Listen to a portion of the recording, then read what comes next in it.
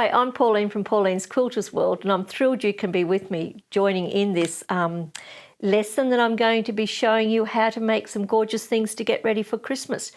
Because no matter what time of the year, it's always time to get ready for Christmas. So what we're going to focus on is making some table mats with a little bit of fun to them and a table runner, so that you can get ready to decorate your Christmas table for all of those that are going to come and visit you. So what we're going to start with, and it can all be done out of a jelly roll. So we've got gorgeous jelly roll packs here with beautiful Christmas colours in it, which is just superb. Love it. They're all batiks, and you can get these on our website. So with one jelly roll, you're probably going to get at least four placemats and a big table runner, and you may get 6 placemats out of it, deciding what size you make. But you'll get a pattern that'll show you everything. So we've got the pattern here for the table mats or the placemats, whatever you like to call them. This template here, or this pattern piece, can also be your curve for your table runner. We've made it so it's the same size, so there's just one pattern piece. So let's get started. It's going to be a very, very simple process. We're going to start by cutting out our backing fabric and our batting. So we'll just put this one aside. We'll grab these. So here we've got the backing cut out. And we've started stitching on this, but before we started stitching, we put the batting down. Now, I like to use the Hobbs Heirloom double-sided fusible batting, which means I can iron the 2 layers together with a hot dry iron. Grab your strips, whatever size. If you want, certainly cut strips at different widths out of your stash. If you don't want to purchase a jelly roll, if you haven't got the right colours. All we're going to do is lay your first strip down. If you're a bit afraid that you can't get this nice and straight, use a nice size ruler, and you might want to draw yourself a line across here at some reference points so that you know you're keeping everything nice and straight. They don't need to be straight across. You could do them on the diagonal if you chose to and piece them this way.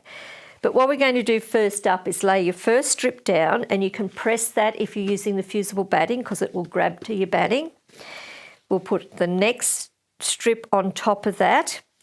Now, you may prefer to pin. I'm happy just to leave it there and sew across, but if you prefer to pin, that is perfectly fine. Once you've got that in place, just sit at your machine and stitch a 1/4 inch seam across here.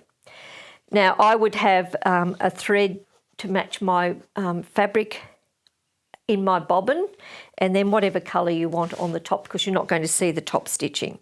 So you'll sew this across like we have with this one. Then we just simply fold it out and we press with the hot iron. So just press all the way across. Oh, my iron's caught up. And then you simply put another piece on top of that. And you just keep strip piecing. We call it sew and flip. Sew, flip, until you fill up the whole space. You will do exactly the same when you do your table runner. Exactly the same process. And you can see here we've used a variety of different colours and sizes. You know, you can do green and red placemats, as we have here. We've got them in different colours, and it looks gorgeous around the table. There's no need to do the applique if you don't want to, but we just thought it's a bit of fun to put a bit of applique on top. So now we've got this section underway. We've now got one here completely done. So you can see we've got the rough edges. So now it's time to put your pattern on that and trim it back. So we'll just quickly do that. But before I trim back, I just want to go over a few tips on cutting strips. If you're going to be cutting strips of fabric, I have quite a few people asking me, how do we fold our fabric? How do we cut it properly?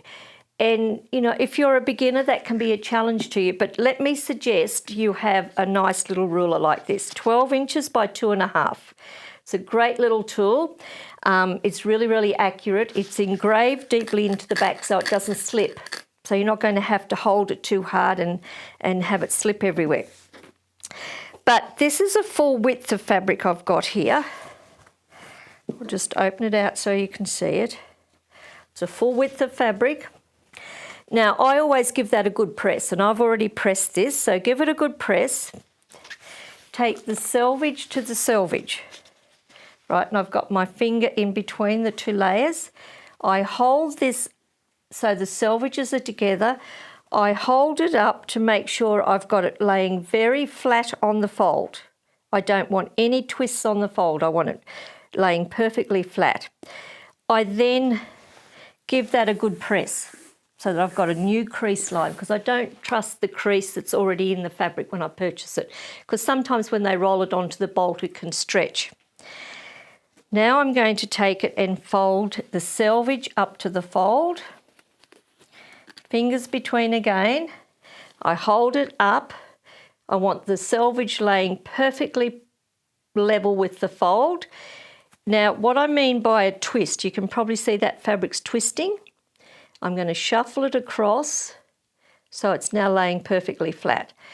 I'll put that down on the ironing surface and I will press it. Now it's going to sit there really nice and flat and even for me. We'll use the little ruler so the engraving side is facing down onto the fabric. One of the lines that run across your ruler, put that on the folded edge. Like so, so you know you've got it all nice and level. And I love to cut with a little mini rotary cutter. I don't like using a big cutter because I find it distorts my fabric as I cut and it can become very uneven. So we've got 4 layers of fabrics there, and this little cutter will cut through it beautifully. Just walk your hand up, and it's very compact. I'm just using a small little cutting mat. This is my 3-in-1 mat, cutting mat. It's got sandpaper under here, which we're going to use in a moment, and if I turn it over to the other side, I have an ironing surface. So now I'm always, please, always when you put your rotary cutter down, please make sure you close the blade. Don't leave it open, because that's where accidents happen. So we're going to turn this around. Now we're going to cut some strips 2 inches wide. So the ruler's 2.5 inches, so I've got 1/2 inch hanging over here. I've got this line running parallel on my fold. This line's running parallel down the edge. Put your hand up. Don't have your fingers too close to the edge. Over to the side a bit and just cut. Walk your hand up. And it cuts through beautifully. So that's, I love using a little ruler and a little rotary cutter. So you just go through and cut all your strips out and start piecing it all together. So now let's come back to trimming off our placemat. So we can put the pattern on back on here. And you could either draw around it with a good quality fabric marking pencil. I love to use the Bohin marking pen. You can draw around there, or you could just use your rotary cutter and cut. And cut all the way around. And this little cutter is going to cut through all of those layers for me. So I'll just keep turning it around and cutting all the way through. Once we get this done, we're then going to do our appliques, which is the fun part. But as I said, you don't have to applique if you choose not to. You might just want a strip piece.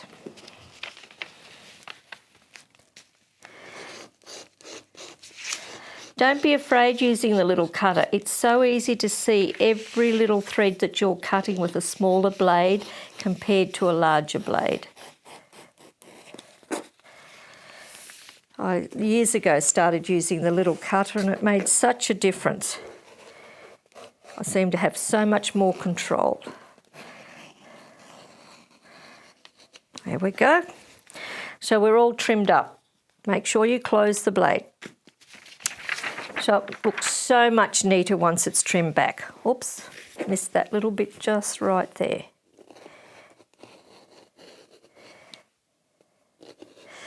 So now to do our applique, you will get a pattern that's you can use to trace all your appliques from. So we've got the lovely Santa pattern. So now to get all of these shapes onto fabric, to get it onto here, like this little gorgeous fella is, I'm going to use the mesh transfer mat, which is, it looks like this when it's new. It's in a nice little bag.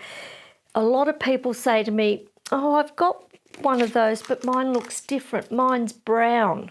It's brown because it's wrapped around a cylinder of cardboard. So if you've got one that looks brown, you haven't yet taken it out of the packet and used it. And I get asked that a lot.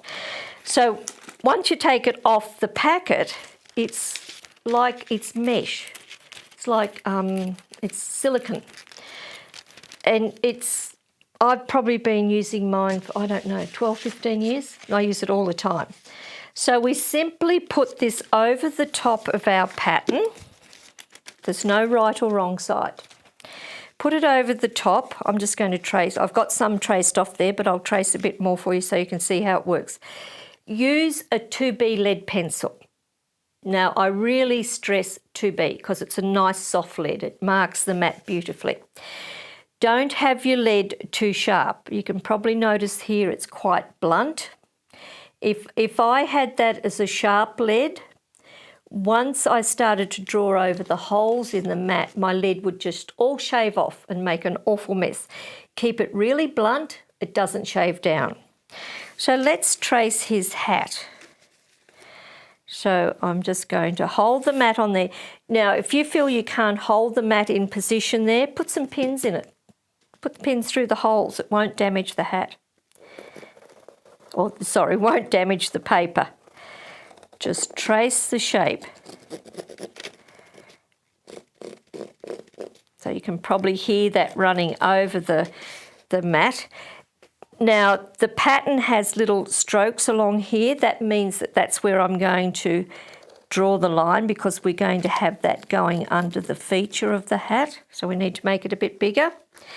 So there we have our pattern drawn onto the mesh mat. Now my mat's a little bit dirty because I use it all the time. I could go and give this mat a scrub in hot soapy water and clean it right up. I can even iron it. If I creased it all up, hot iron won't melt this. So now we've got the pattern drawn, we're now going to go to our fabric. And this is where I like to use the sandpaper part of the board. Put the fabric down.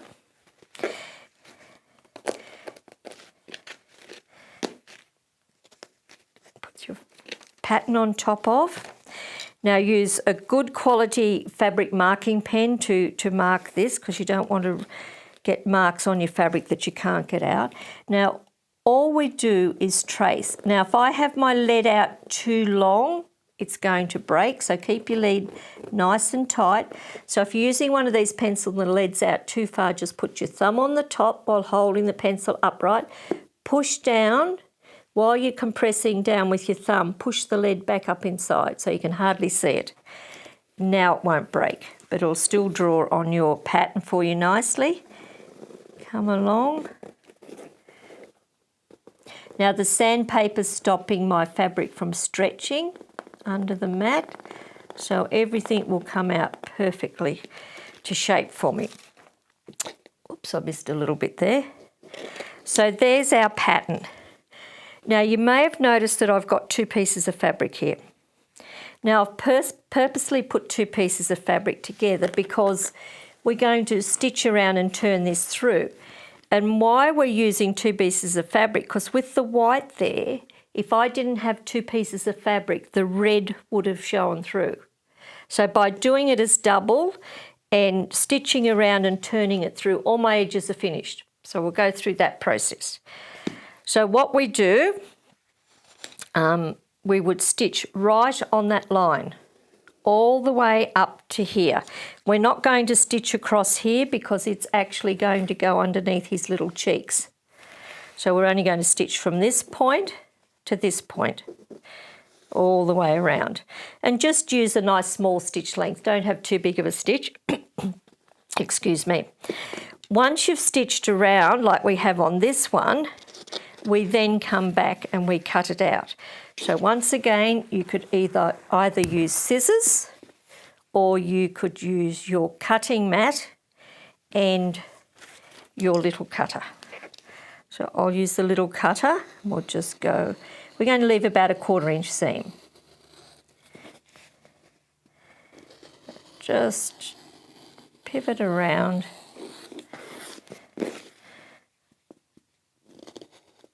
Now I've left a little bit too much here, so I'll trim it back a bit more.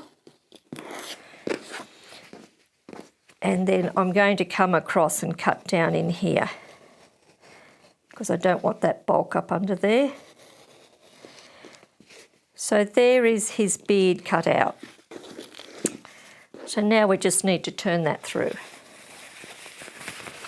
It's really, really simple to do. So turn it through, poke it all out.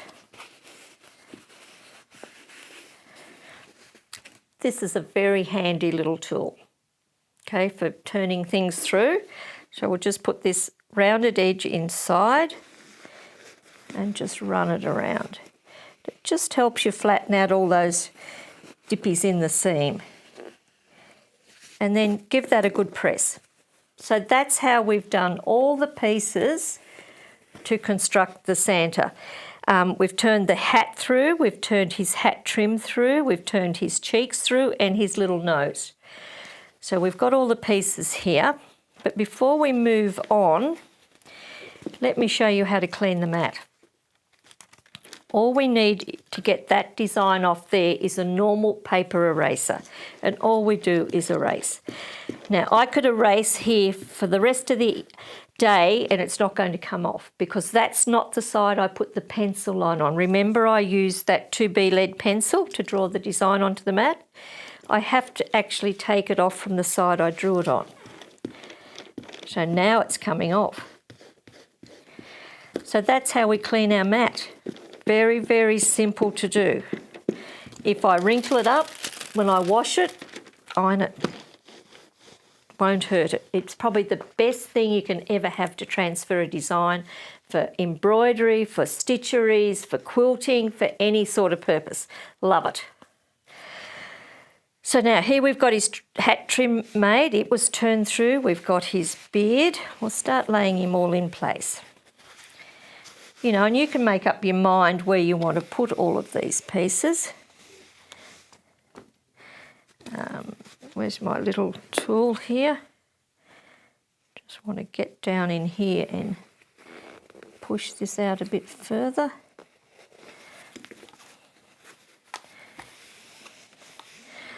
So we've got his hat trim. We've got his face made here. I'm just going to cut this out with scissors.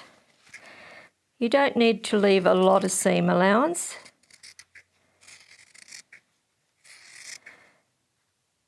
When we come down into a dip like this, we might have to put a little nick in there just to make it sit nicer.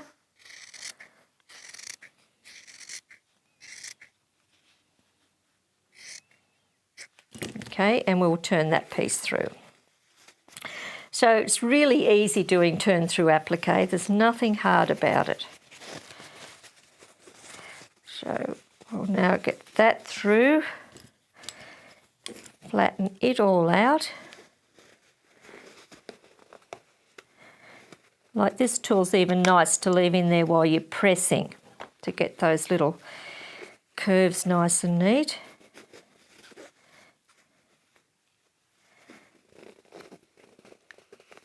Okay, so give it a good press. So there's his nice chubby cheeks made. Put his little hat on.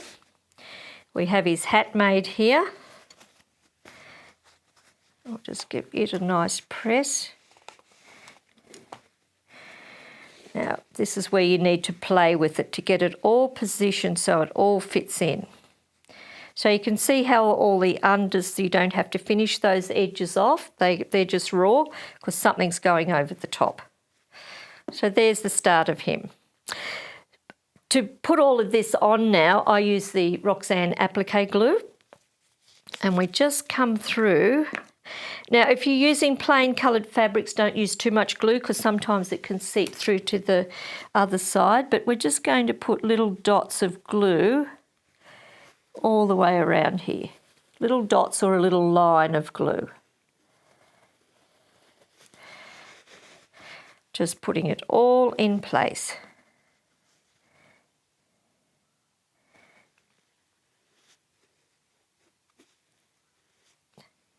Make sure that you're covering those edges.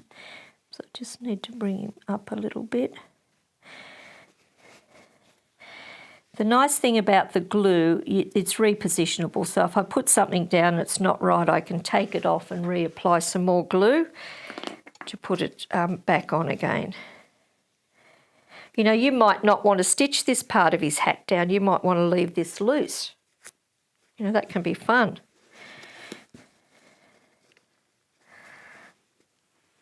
But we'll just glue it in place. Now we'll put some glue around on the wrong side. Now when we've done something like this where we've stitched all the way around, I've just put a little split in the back because we're not going to see the back side of it. So just with your scissors, put a little split and then put the glue on, and once it's stitched down, nobody will know that it has that little split where we turned it through.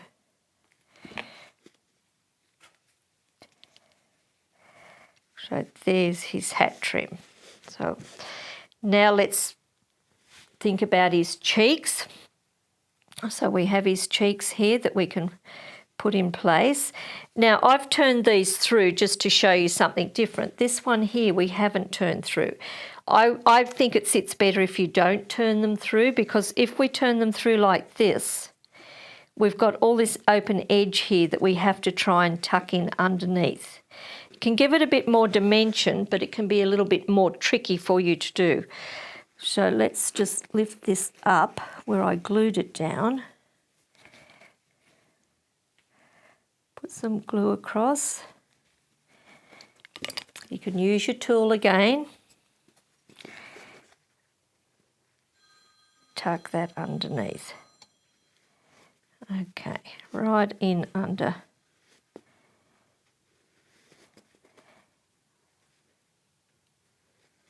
Okay, then you can press that with the iron to set the glue, and then come back and put some more glue on here.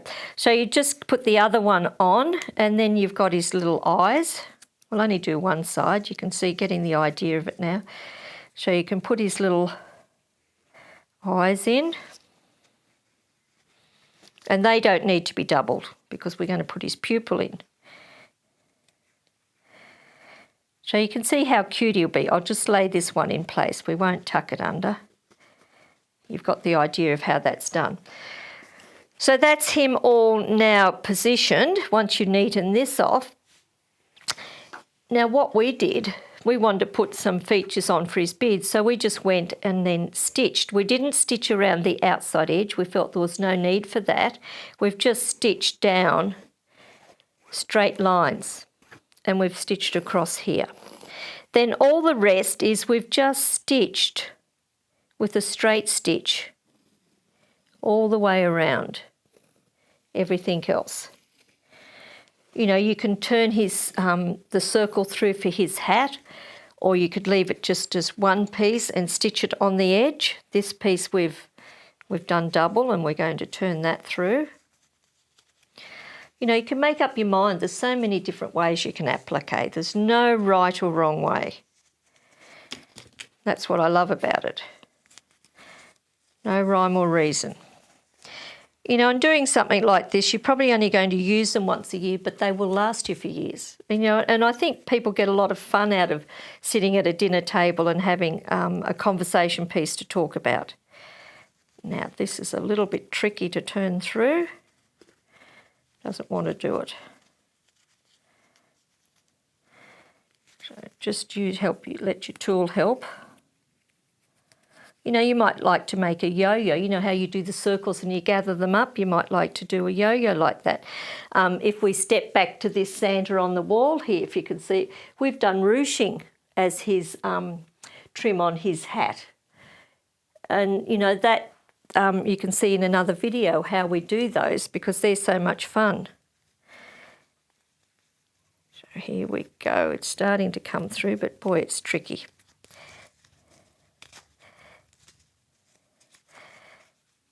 So sometimes it's easy, sometimes it's hard. This is a little bit stiff, this fabric, so it's not responding as easy as a soft fabric would.